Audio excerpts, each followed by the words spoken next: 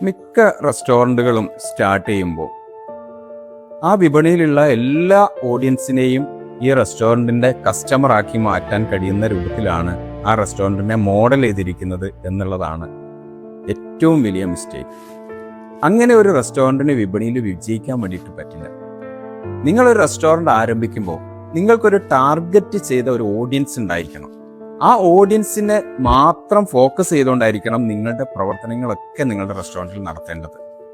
പ്രത്യേകിച്ച് അവരുടെ ഏജ്, അവരുടെ സ്പെൻഡിങ് പവർ, അവരുടെ ടേസ്റ്റ്, അവരുടെ ക്യുസിൻസ്, ഈ പറയുന്ന കാര്യങ്ങളെ കൃത്യമായിട്ട് നിങ്ങൾ മനസ്സിലാക്കിയിട്ട് വേണം നിങ്ങളുടെ റെസ്റ്റോറൻറ്റിനെ മോഡൽ ചെയ്യാൻ.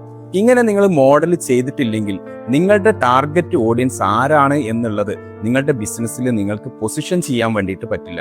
അവരെ ടാർഗറ്റ് ചെയ്ത് നിങ്ങൾക്ക് മാർക്കറ്റിംഗ് ചെയ്യാൻ പറ്റില്ല.